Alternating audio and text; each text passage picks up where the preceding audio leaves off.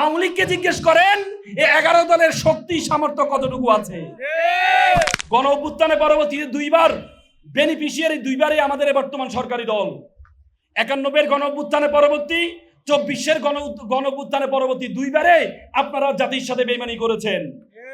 91-এর গণ অভ্যুত্থানের পরবর্তীতে 3 জোটের রূপরেখা ছিল। সেই রূপরেখার মধ্যে ছিল তত্ত্বাবধায়ক সরকারের অধীনে তত্ত্বাবধায়ক ব্যবস্থাটা সংবিধানে যুক্ত করা, নির্বাহী বিভাগ থেকে বিচার বিভাগ আলাদা করা। ওনারা 91-তে ক্ষমতা আসার পরে পুরো সংস্কারকে ওনারা অস্বীকার করেছেন।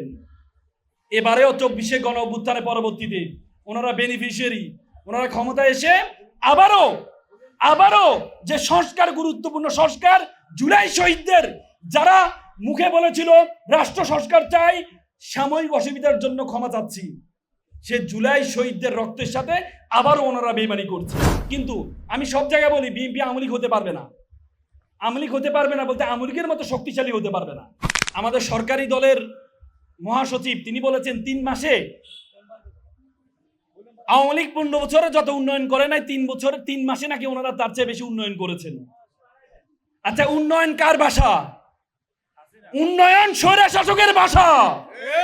যারা স্বৈরশাসক হতে চায়, যারা স্বৈরশাসক ছিল, উন্নয়ন হচ্ছে তাদের ভাষা। শেখ হাসিনা আমাদের উন্নয়ন দেখাইতো, বলে যে উন্নয়ন করছি, ভোটার অধিকার দরকার নেই। সামনে দেখতে পাচ্ছি লেখা আছে যে শহীদ হাদি ওসমান হাদির বিচার চায়। শহীদ ওসমান হাদির বিচার আমরা কি চাই? আমরা কি চাই? রামিসা হত্যা নিয়ে যেভাবে গণ আন্দোলন শুরু হয়েছিল, এই গণ আন্দোলনের মুখে আমাদের সরকার প্রধান বলতে বাধ্য হয়েছেন 1 মাসের মধ্যে উনি ফাঁসি কার্যকর করবেন। 1 মাসের গিয়ে আজকে 1.5 মাসের মাথায় ফাঁসি কি কার্যকর হয়েছে? আমাদের প্রধানমন্ত্রী সংসদে বলেছে আমি পপুলিস্ট কথাবার্তা বলি না। যদি আপনি পপুলিস্ট কথাবার্তা না বলেন, তাহলে আপনি কিভাবে একটা সরকার প্রধান হয়ে বলতে পারেন যে 1.5 মাসের মধ্যে ফাঁসি কার্যকর করবেন? রামিসা হত্যাটা আমাদের কাছে দৃশ্যমান ছিল, অপরাধীকে দৃশ্যমান ছিল। ওসমান হাদির হত্যাকারীকে এটাও দৃশ্যমান আমাদের কাছে। কিন্তু সে ওসমান হাদির রামিসা 4 দিনের মাথায় চার্জশিট দিয়েছে, 20 দিনের মাথায় বিচার করেছে। কিন্তু আজকে 6 মাস হয়ে গেছে শহীদ ওসমান হাদির এখনো পর্যন্ত চার্জশিট পর্যন্ত দেওয়া হয় নাই। ওসমান হাদি কোনো একটা ব্যক্তি নয়, শহীদ ওসমান হাদি কোনো ব্যক্তি নয়। শহীদ ওসমান হাদি একটা রেভলিউশন, শহীদ ওসমান হাদি একটা সংগ্রাম, শহীদ ওসমান হাদি একটা চেতনা। আজকে যদি শহীদ ওসমান হাদির বিচার যদি না করতে পারি, তাহলে ইনকলাব মঞ্চ পরাজিত হবে না, পুরো বাংলাদেশ পরাজিত হবে। আজকে আমরা এই সুন্দর আয়োজন থেকে ঢাকা বিশ্ববিদ্যালয় আন্দোলনের সুতিগাথার বলা হয় এই মধুর ক্যান্টিন। ওসমান হাদি আমাদের বিশ্ববিদ্যালয় ছোট ভাই, আমার হলের পাশের হলেই ছাত্র ছিল। সে ওসমান হাদির এখনো পর্যন্ত রাষ্ট্রের পক্ষ থেকে বিচারের ক্ষেত্রে ওনারা এত বেশি গাফিলতি করছেন, এখনো পর্যন্ত চার্জশিট পর্যন্ত দেন নাই। অথচ ভারতের সাথে যারা তার হত্যাকারী, তারা ভারতে গিয়ে তারা স্বীকার করেছে। মমতা ব্যানার্জি নিজেই বলেছে কে হত্যা করেছে। সুতরাং সকলেই তদন্ত, আপনি সিআইডি তদন্ত করছেন, তদন্তের কি দরকার? আর আপনি 6 মাস হয়ে গেছে এখনো পর্যন্ত চার্জশিট দিতে পারেন নাই। ভারতের সাথে আমাদের প্রত্যর্পণ নীতি আছে, সেই নীতির আলোকে 1 বছরের বেশি সাজাপ্রাপ্ত অথবা বিচারিক কর্মকাণ্ডে 1 বছরের অধিক অপরাধে যদি কেউ অপরাধী হয়, তাহলে তাকে দিতে সরকার বাধ্য থাকবে। কিন্তু এখনো পর্যন্ত তাদেরকে আমাদের কাছে প্রত্যর্পণ করে নাই। তারা পুশিং করছে 99 লক্ষ পশ্চিমবঙ্গ থেকে, আসাম থেকে হেমন্ত সে 22 লক্ষকে পাঠিয়ে দিচ্ছে।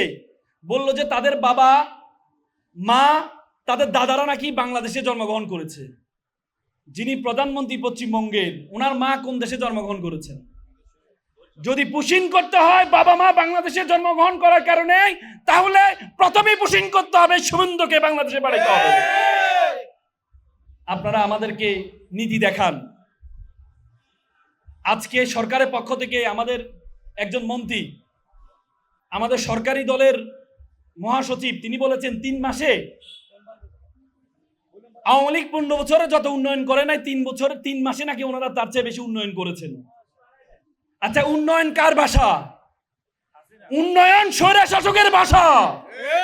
যারা স্বৈরা শাসক হতে চায়, যারা স্বৈরা শাসক ছিল, উন্নয়ন হচ্ছে তাদের ভাষা। শেখ হাসিনা আমাদের উন্নয়ন দেখাইতো, বলে যে উন্নয়ন করছি, ভোটার অধিকার দরকার নেই, উন্নয়ন করছি, কোনো বিচার দরকার নেই। এই সরকার আমাদেরকে এখন উন্নয়ন দেখাচ্ছে। এই সরকার সংস্কারকে বাদ দিয়ে দিলেন, কোনো শব্দ সংস্কার বলতে কোনো শব্দ রাখলেন না। একটু আগে আমাদের এনসিপি একজন নেত্রী বলেছেন সরকার সংস্কার শব্দটা বাদ দিয়েছেন। আমি বলি সরকার 2টা কাজ করছেন। একটা হচ্ছে সংলাপ শব্দটা বাদ দিচ্ছেন, সংস্কার শব্দটা বাদ দিচ্ছেন, সাথে সাথে বিরোধী দল ব্যর্থ, এটাকে মানুষের সামনে এস্টাবলিশমেন্ট করার চেষ্টা করছেন। ওনারা বলছেন বিরোধী দল নাকি অক্ষম। ওই আমার একটা গল্প মনে পড়ে গেল। একটা গ্রামে একটা লোক ঘি বিক্রি করতেন, উনি পচা ঘি বিক্রি করতেন। সবাই পচা ঘি খেয়ে তাদের পেট অভ্যস্ত হয়ে গেছে, কেউ অসুস্থ হয়নি। তিনি মারা যাওয়ার পর তার ছেলে যখন দোকানটার ভান নিল, তখন তার ছেলে দেখলো যে বাবার ঘিটা পচা, সে কি করলো, ভালো ঘি বিক্রি করা শুরু করলো। পরে দেখা গেছে এই ঘি খেয়ে সবাই অসুস্থ হয়ে গেল। গ্রামের সবাই আসা তার দোকানের সামনে আসা শুরু হলো, এই তোমার বাবা তো ভালো ঘি বিক্রি করতো, তুমি কি ঘি বিক্রি করো, এই ঘি খেয়ে তো আমরা অসুস্থ হয়ে গেলাম। তখন সে বলে, দেখেন আমার বাবা মারা গেছে, যাক বেচতে নসিব করুক, আমার বাবা খারাপ ঘি বিক্রি করতো, আর আমি ওনার আত্মার মাগফিরাতের জন্য ভালো ঘি বিক্রি করছি। কিন্তু ওই গ্রামের মানুষ তো খারাপ ঘিতে অভ্যস্ত। আমরা বিরোধী দল বলতে বুঝতাম বিরোধী দল মানে হরতাল ডাকবে প্রথম দিন, আমরা বিরোধী দল মানে বুঝতাম বিরোধী দল মানে অবরোধ ডাকবে। এই বিরোধী দল হরতালও ডাকে না, অবরোধও ডাকে না, এটা কোন ধরনের বিরোধী দল? এই জন্য ওনারা বারবার মানুষের কাছে এস্টাবলিশমেন্ট করার চেষ্টা করছেন এই বিরোধী দল অক্ষম, এই বিরোধী দল দিয়ে হবে না। ভাই, এই বিরোধী দল অক্ষম নাকি সক্ষম ওই পাশে বসলে কিন্তু বোঝা যায় না।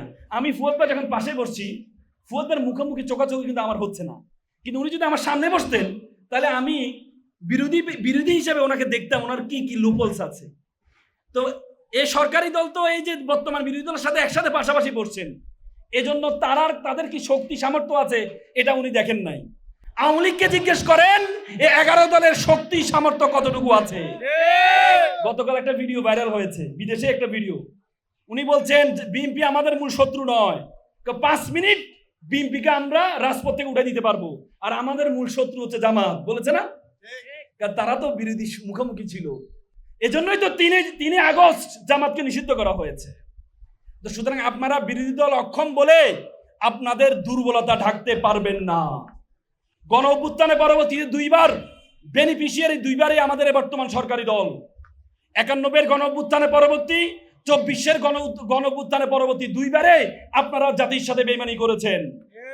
91-এর গণ অভ্যুত্থানের পরবর্তীতে 3 জোটের রূপরেখা ছিল, সেই রূপরেখার মধ্যে ছিল তত্ত্বাবধায়ক সরকারের অধীনে তত্ত্বাবধায়ক ব্যবস্থাটা সংবিধানে যুক্ত করা, নির্বাহী বিভাগ থেকে বিচার বিভাগ আলাদা করা। ওনারা 91-তে ক্ষমতা আসার পরে পুরো সংস্কারকে ওনারা অস্বীকার করেছেন। এবারেও 24-এ গণ অভ্যুত্থানে পরবর্তীতে ওনারা বেনিফিশিয়ারি, ওনারা ক্ষমতায় এসে আবারও যে সংস্কার, গুরুত্বপূর্ণ সংস্কার, জুলাই শহীদদের যারা মুখে বলেছিল রাষ্ট্র সংস্কার চাই, সাময়িক অসুবিধার জন্য ক্ষমা চাচ্ছি, সে জুলাই শহীদদের রক্তের সাথে আবারও ওনারা বেইমানি করছেন। ওনারা বারবার বেইমানি করে চেষ্টা করে ক্ষমতাকে আঁকড়ে ধরার জন্য। কিন্তু আমি সব জায়গায় বলি বিএনপি আওয়ামী লীগ হতে পারবে না। আওয়ামী লীগ হতে পারবে না বলতে আওয়ামী লীগের মতো শক্তিশালী হতে পারবে না। 91-এর পরবর্তীতে ওনারা 96-তে একটা ইলেকশন দিয়েছিলেন, একতরফা ইলেকশন, পরবর্তী 15 দিনও ক্ষমতা রাখতে পারেন নাই। সংবিধানে তত্ত্বাবধায়ক ব্যবস্থাকে যুক্ত করে 15 দিন পর ক্ষমতা ছেড়েছেন। এবারও ওনারা মনে হচ্ছে জুলাই সংস্কার বাদ দিলেই আমরা আবার ক্ষমতাকে আঁকড়ে ধরব। 2006 সালে ওনারা ওনাদের তত্ত্বাবধায়ক সরকার ব্যবস্থা যিনি প্রধান হবেন KM হাসান ওনাদের আইন বিষয়ক সম্পাদক ছিল, বিচারপতির বয়স 2 বছর বাড়িয়ে তার অধীনে নির্বাচন করার চেষ্টা পেরেছেন। এটার কারণে 17-18 বছর আমরা ফ্যাসিজমের মধ্যে ছিলাম। তো সুতরাং ওনারা আবারও আওয়ামী লীগের মতো টানা ক্ষমতা থাকার চেষ্টা করছে। আমি বললাম আপনারা কখনো আওয়ামী লীগ হতে পারবেন না, আওয়ামী লীগের মতো শক্তিশালী হতে পারবেন না। সুতরাং আমরা আহ্বান জানাবো আজকের এই রাষ্ট্র সংলাপ ফোরাম যে চমৎকার আয়োজন করেছে, এই আয়োজনের মাধ্যমে মূল মেসেজ আমাদেরকে দেওয়া উচিত। কয়দিন পরে আমাদের জুলাই মাস আসছে, জুলাই বিপ্লবের 2 বছর পার হয়ে গিয়েছে। আমাদের জুলাইয়ের পিতারা এখানে আছেন, শহীদের পিতারা এখানে আছেন, আহত যোদ্ধারা এখানে আছেন। তো সুতরাং আপনারা তাদের রক্তের সাথে বেইমানি করবেন না, আল্লাহর ওয়াস্তে তাদের রক্তের সাথে বেইমানি করবেন না। আপনারা রাষ্ট্রকে সংস্কার করুন। সবার আগে যেহেতু বাংলাদেশ আপনারা বলেছেন, কিন্তু দুর্ভাগ্য হলো সত্য, সবার আগে বাংলাদেশ আমরা কি দেখতে পেয়েছি? ওনারা বলার কথা ছিল সবার আগে বাংলাদেশ জাতীয়তাবাদী দল, কিন্তু জাতীয়তাবাদী দল শব্দটাকে গুপ্ত রেখেছেন, এই জন্য বলেছেন সবার আগে বাংলাদেশ ... আমরা চাই আপনারা ... বাদ দিয়ে সবার আগে বাংলাদেশ এটা এস্টাবলিশ করুন। পারবেন ইনশাল্লাহ, এই আশাবাদ ব্যক্ত করছি।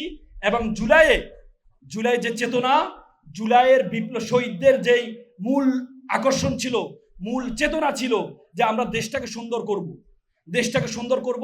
সুতরাং এই চমৎকার আয়োজনের মাধ্যমে আমরা আবারও আহ্বান জানাবো, সরকারকে আবারও আহ্বান জানাবো। ওনারা বারবার বলেন অক্ষরে অক্ষরে নাকি পালন করবেন।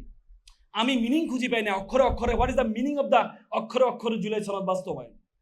এখনো পর্যন্ত জুলাই সনদের তো বাদ দেন, আপনি জুলাই সনদকে একটু পেছনে রাখেন।